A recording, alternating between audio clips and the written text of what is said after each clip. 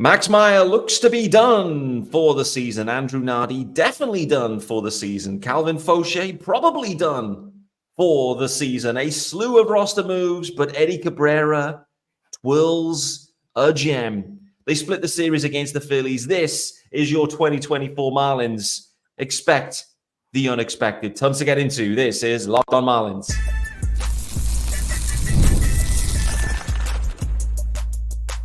You are Locked on Marlins, your daily podcast on the Miami Marlins. Part of the Locked On Podcast Network, your team every day. Greetings from England and welcome to Locked on Marlins, your daily Marlins pod. I'm your host, Peter Pratt. Not for too much longer, but still here nevertheless. Thanks for making Locked on Marlins your first listen of the day. This is your team every day. And thanks. I've already said that. This is part of the Locked On Podcast Network. That's what I meant to say. There is a YouTube channel as well. Make sure you hit subscribe over on the YouTube channel. It's also called Locked on Marlins. Easy to find, easy to subscribe, and easy to comment. Delighted to welcome back. It's Monday. And just to call it out as well, this is a Monday doubleheader. Part 1 is now. Part 2 will be very soon after it. And for both those episodes, the UK GOAT on Monday for a doubleheader. Sean Barrett, how are we doing, brother? I'm doing well, Pete. I'm going to have to savour these, aren't I? I've gotten quite used to talking baseball with you, and it's soon to be over. So double headers every day? Double headers it is. Let's do it. Let's smash out 50 episodes this month. And this is the month to do it. Because your Miami Marlins are on fire. They split the series, but nevertheless, they finished the series super strong. And man, oh man, the green shoots of recovery they've started to spring and sprout pretty quickly. So that is super encouraging. Tons to get into. In part 1 of Monday's doubleheader, we are talking pitching arms only. So it is an arms only episode. In part 2 of this, we're going to talk sticks. So if you like your arms, this is the episode for you. If you like your sticks, then episode 2, part 2 will be the one for you. But nevertheless, this episode is sponsored by our good friends over at FanDuel. And now through September 22nd, all FanDuel customers can bet $5 and get a 3-week free trial of NFL Sunday Ticket from YouTube and YouTube TV. Just visit FanDuel.com to get started. All right, Sean, we are talking arms, and frankly, there is a need for us to do some housekeeping. It's more than housekeeping. It is like a full-blown, we've got the cleaning contractors in. There's that much of a roster churn that happened over the weekend. The series was split, but let's start with the activity off the field. For me, a couple of big headlines, and as I mentioned in the intro there, first one I would say is Max Meyer to the IL, 15-day IL retro to the 4th of September, and it's a left shoulder impingement. As I spoke about last week as well, Max Meyer came out of the game, post-game, was talking about how he was feeling fatigued.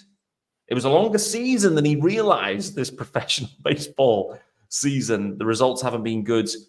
Let's just start with the injury news with Max Meyer. Do you think this is a real injury or I need a blow, he's done enough innings, he's thrown enough, and actually let's just shut it down, Max Meyer injury? Yeah, it's interesting because in a way, if they just turned around and said he's pitched enough this year, we've seen the innings numbers now where at a level where we want to shut him down, everyone will be saying, okay, cool, fine, that's understandable. If they wanted to say he's injured, then that to me kind of hides the fact that they just want to stop him from pitching because the results have been really bad, very bad.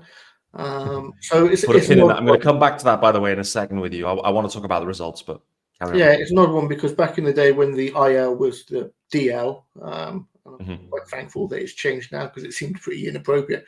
You used to say that they'd sent a player to the disgraceful list when they pitched so poorly that they would then just suddenly put on the DL then when it was that.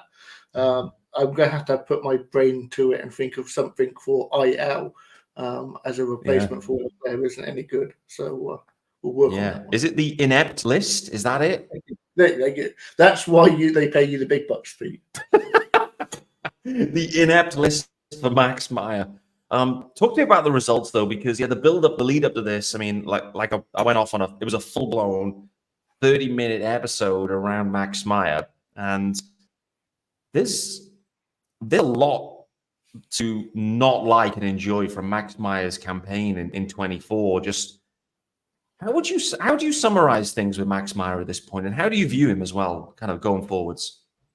That's a really interesting question, because you want to say his age, and with the pedigree that he has, that there should still be a starter role in him there. But obviously, when he was drafted, a lot of the conversation was about how he had these two elite pitches, and maybe he would profile better as a reliever. And at this point, I wouldn't be that shocked if they went down that way. Look, since he came back up, he threw one quality start. The home run, they were pretty bad. They were IKEA specials, and he hasn't shown, as you would put it, he hasn't shown an ability, even at AAA, when he went back down. And I watched a couple of the games, just hasn't shown an ability to miss enough bats, especially with that fastball. It's got the velo, but it just doesn't miss bats. And what would happen is he would tinker and try and go through an at bat, end up behind the count, and then have to throw a straight fastball down the middle. And Major League Baseball will knock that one out the park, quite literally. At this point, he's got one great pitch, one elite pitch almost. Put him in the bullpen, have him be, an elite option down there, a setup man, potentially even a closer. I think that might be an unsurprising way for the Marlins to go. Yeah, it's very interesting generally. And I don't want to kind of harp on the point around Max Meyer because, well, there was 30 minutes of that last week. The interesting part around it as well is Skip Schumacher spoke about Max Meyer as well, like around this decision and the injury and whatever. And like Skip kind of called out pretty much where my head was at as well. Not to say that, I've called it type of thing, but we're kind of thinking the same with Max. This offseason's big. I think that's what we're calling out with Max is this potential. We get it. We've seen potential, but we've also seen what we've seen in the recent months. And I think there's a degree of like the mental, like the penny drops a touch maybe for Max Meyer. It's like, oh man, actually, like the big leagues, I'm going to need to kind of take it to the next level. I'm going to need some Sandy Alcantara progression here. And so if like Skip's kind of calling that out, like there's still a starter there, but there's a lot to do this offseason. And come spring, a year removed from Tommy John, effectively, and the return from Tommy John, it's going to be all systems go for Max. And so huge spring for him. And I think there's going to be a bullpen spot to fight for. I mean, we don't know what the offseason will bring and if there's moves and whatever it might be, but like you have to assume that Max Meyer is going to be fighting for a rotation spot. I still think there's a good chance he is in the rotation to start the year. But to your point, maybe the future with Max Meyer is more akin to a leverage arm, a leverage reliever, and I think if that is where we end up, with the limited amount of service time we've seen and had from Max Meyer, then unfortunately the number 3 overall pick in the draft, like this is a whiff. You can only look at it in that way if like you end up with a handful of starts from Max Meyer before they pull the plug and then just say, hey, he's a bullpen arm from the 3rd overall pick. Like that can't happen for a Marlins organization run like the way it's run, can it? Yeah, absolutely. The Marlins have shown that they can draft and develop pitching. And maybe I'm being too harsh, and maybe, straight after Tommy John, you expect a little bit of struggle, especially later in the first year. But what you said just now really sort of struck a nerve with me, that Sandy, every year he'd get better. And then he pitched amazingly, and then he had his Cy Young year, and every year he came back better. And I was like, how can he keep getting better? This is illogical. No. Meyer needs one of those off seasons. Meyer needs one of those off seasons where he just takes it to the next level, because at the moment, this level is not major league level. No, it's not. Let's do the first ad, and then I wanted to talk about guys that are major league level. Well, they're on the major league roster at this point. So we're going to talk about them. I'm going to talk about Eddie Cabrera. I want to talk about Bender, who's back. And also we have to talk about this new four-headed monster out of the bullpen, also known in the industry, so to speak, as a closer by committee, or also known as we haven't got a clue. We're just getting out there anyone who's got some innings in them on the specific day. So tons to get into. Stick with us. Before we do that, firstly, let's let you know about our good friends over at FanDuel. Yes, sir. And guys, of course, it is NFL season. No doubt about it. And you've heard us talk plenty about FanDuel here on Locked On Marlins. It is America's #1 sportsbook. Well, we have something a little different for you now. Through September 22nd, all FanDuel customers can bet $5 and get a 3-week free trial of NFL Sunday Ticket from YouTube and YouTube TV. Then with a YouTube TV base plan, you'll be able to watch every regular season Sunday afternoon out-of-market game. All you need is a Google account and a current form of payment, and you can cancel anytime. Just visit FanDuel.com and download America's #1 sportsbook. Welcome back to Locked On Marlins. On Monday, the 9th of September, the Marlins have split the series against, well, the best team in baseball, potentially, in the Philadelphia Phillies. And they smacked them in the last 2 games, nevertheless. Max Meyer has gone to the IL. We've covered that in enough detail. Let's talk about some other guys that have been a big part of the bullpen, but are now probably their seasons are as well. With certain Andrew Nardi, who has been transferred to the 60-day IL. Sean, just reflect for me, if you can, on Andrew Nardi's campaign. I just think back to the Niels bullpen of 23 and how huge a role Andrew Nardi played. And I think back to the start of 2024 and whatever the reverse of Nails is, that was the bullpen. It was disgraceful to start the year, and everything that Andrew Nardi was good at in 23, he basically was completely terrible at it in 24. This is relief pitching in a nutshell in many ways, but just overall, how would you assess Nardi's 24 and what version of Nardi could we see headed into 25? Who can tell with relievers? No, this is just impossible this question. Is quite literally the relievers in a nutshell. It is a case of you don't know what you're going to get one game from the next. You don't know what you're going to get from one season to the next. Think back to Bass being, well, something rhyming with Bass, and then coming back the next year and being great. This is just the way relievers work, isn't it? And if you look at his numbers, like his K per 9 is up, his walk per 9 is down, the home run to 9 is slightly up, the BABIP slightly up, the left on base is massively down. This is all just luck related things. Yeah. With relievers. You're talking about sample size and the fact that from one season to the next, a guy can do pretty much the same things he did the last year, be pretty much the same guys last year, an errant blow over the wind, an odd bounce here or there, because relievers pitch so, for not much time. That couple of runs, the long fly ball that isn't caught goes over for a 2-run home run, like that blows the numbers up massively out of proportion. Yeah. I don't think Nardi is anything different this year than he was last year. He just was lucky last year and is unlucky this year. He is probably somewhere between the 2.5 ERA that he was last year and the 5 ERA he was this year. And you balance it all out, and he's just a sub-4 ERA reliever, which is basically 95% of the league. There you go. Sean Barrett, that was an incredible summary on Andrew Nardi. The haters did say that he was lucky in 2023. The haters did say that, and I have to acknowledge that the haters were right. That he was lucky, no doubt. Calvin Fauché, who's assumed the closing role since Tanner Scott was traded. Calvin Fauché also lands on the IL, so he'd really settled into that role and was actually performing great, I would say, in that role. Unfortunately, to the IL, 15-day stint as well. And again, considering the time remaining on the campaign, and also the fact there was a right shoulder impingement. Well, actually, they've added syndrome as well. So right shoulder impingement syndrome. So that sounds like that's going to be a reoccurring issue for Fauché. But let's assume it's the end of his campaign. Fauché, a leverage piece for 25, based on what you've seen thus far, or particularly post-deadline as well?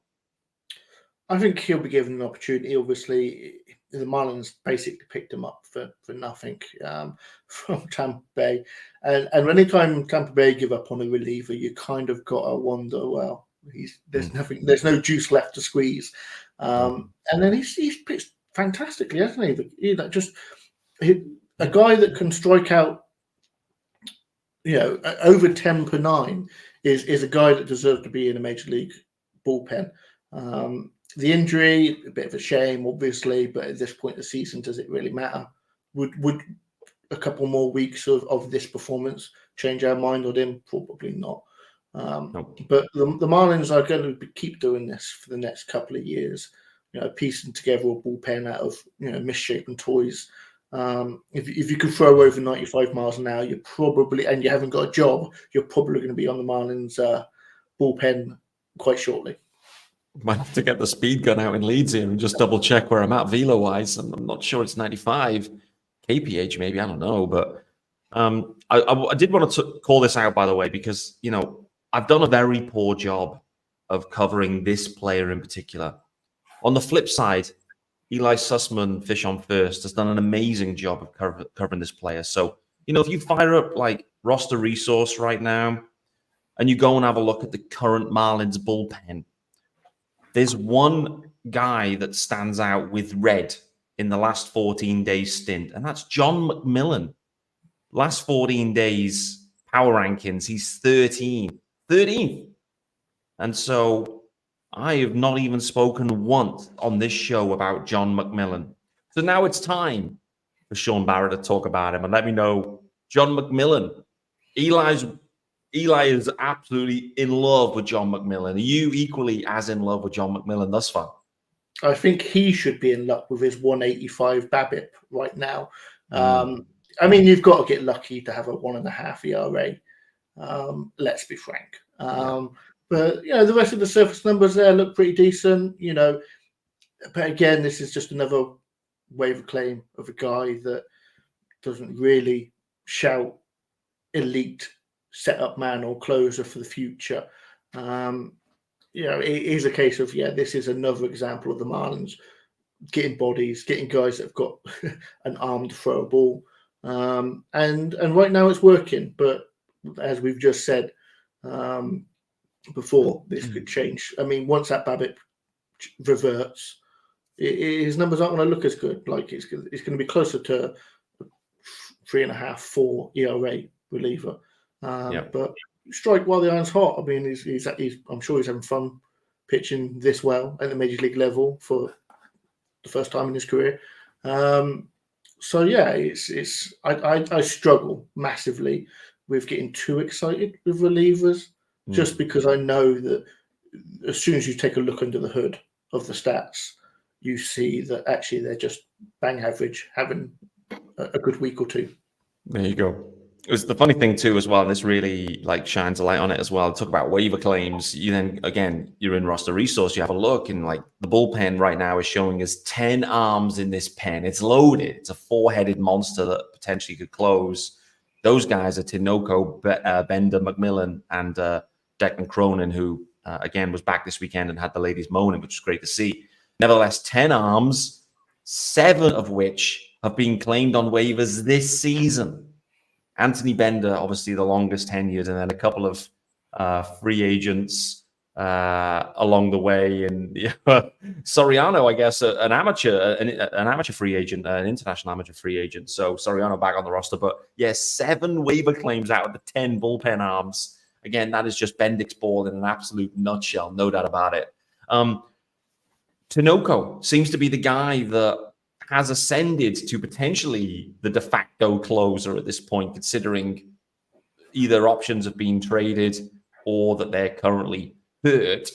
It feels like he's been around for a portion of time now. So maybe the sample size is a touch larger on Tinoco. So where are we at with him at this point?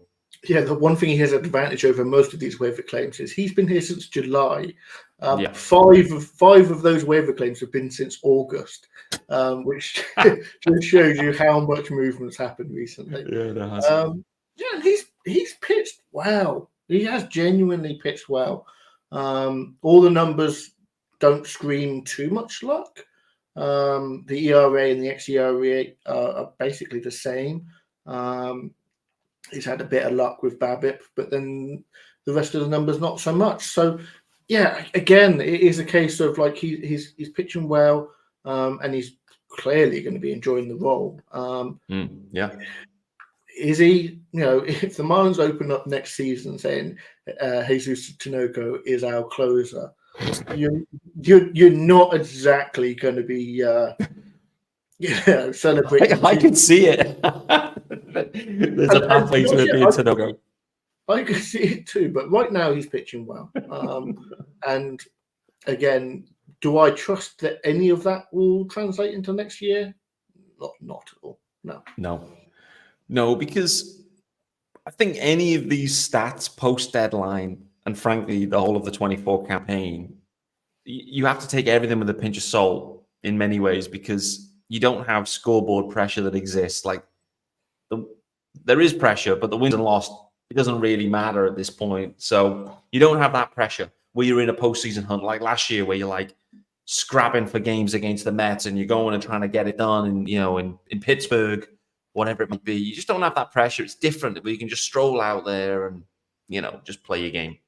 Let's hit the final ads, and then I want to talk about the current Marlins ace, and that is Edward Cabrera, who had his second best ever start, I believe, by game score anyway, yesterday. So when we talk about Eddie Cabrera, Jacqueline Hyde continues to show up, but with that type of performance against that type of lineup, is that the reason why the Marlins keep Eddie Cabrera again into the 25 campaign and in the rotation?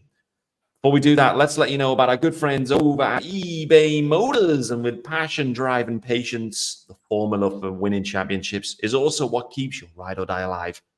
eBay Motors has everything you need to maintain your vehicle and level it up to peak performance.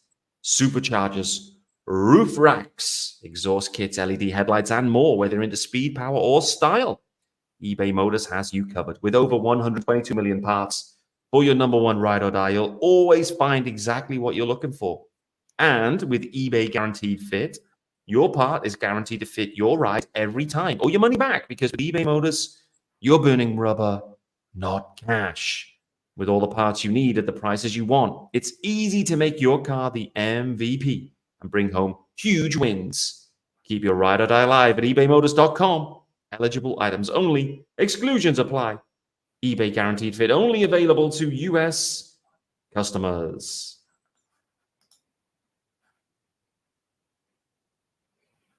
Welcome back to Locked On Marlins. Final segment here with me, Peter Pratt, and the UK GOAT, Sean Barrett. Roster Resource has Edward Cabrera as SP1. A few years ago, I think we were projecting that could be a possibility. A few years on, I think it's fair to say we don't see that as a realistic possibility moving forwards. Nevertheless, that type of performance from Eddie Cabrera really, and these show up all the time. I say all the time. They don't show up all the time. Every now and again, you get this type of performance from Eddie Cabrera that truly makes you stand up and be like, there's something there, obviously. How do we see more of this more often? Mel Stottlemyre Jr. has struggled to find the answer to that. Skip Schumacher has struggled. Eddie Cabrera has struggled. Nevertheless, though, Sean, it's these outings that you dream on with Eddie. What does the outlook look like for Edward Cabrera with the Marlins, do you think? Like headed into this offseason, considering the other options in the rotation, considering the need to continue like one out of the present and the future. Like, where do we go with Eddie Cabrera? Firstly, a bit of housekeeping. I think that's his second best on game score. He had an 84 game score in 2022. But I'm going to repeat kind of what I said probably the last time we spoke about him. Okay. There's enough there. There's too much there to be seen for the Marlins not to factor him in the rotation. for next year for sure. There'll be, Erie's not going to be back straight away. Sandy, you're going to want to. I really still don't know why they're throwing him out with so many bullpens at the moment. Let's take it easy with the the golden goose. Yeah, let's be careful with him. So I think Sandy will be on a pitch count early in the season. The Marlins are good. You always need more starting pitching. So I think Eddie is still there as an option. Yeah, I mean, this last start is exactly what you want to see from him. In my eyes, there's only really one number that I want to look at as far as development for Eddie, and that is the walks. Just the one walk. It's only the second time this year he's pitched over 4 innings and had one walk. The first time being the very first game of the season. I vaguely remember that and thinking, Eddie's fixed. And obviously, he didn't exactly follow that up very well. But, you're always in for 2, 3, 4, 5 walks with Eddie in a start. If he can keep it down to 2, ideally 1 a game, then we know that the stuff plays. We know that he's a good pitcher. It's just those walks let him down all the time. So this last start is promising, but just like that very first game of the season, let's not get ourselves fooled again. No, you fooled me once, you can't get fooled again, or whatever it is. I don't know what the saying is, but you're right. Let's get that Sean Barrett crystal ball out at this point, because we know how accurate this crystal ball can be. So we've spoken about Max Meyer, we've spoken about Eddie Cabrera. Let's start with those 2 guys. Opening day 2025, the rotation. Let's start firstly with Max Meyer. Is he in the rotation 2025? Start. I don't think so. Not the first 5. No, I think they'll either make it. I would be surprised actually. Now I said earlier I wouldn't be too surprised. I think I would be surprised if they moved him as an off-season decision. Let's put him in the bullpen. I think he'll be given every opportunity. I think he'll be down unless, God forbid, this crystal ball not be correct. Unless there are some major injuries. I don't. Yeah, which is possible. I don't see him in the rotation opening day. Eddie Cabrera.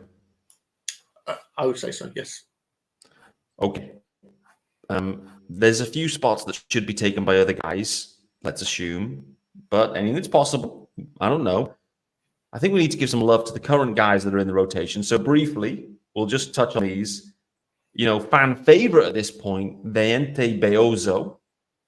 Is there a possibility that Beozo could be in the opening day rotation 2025?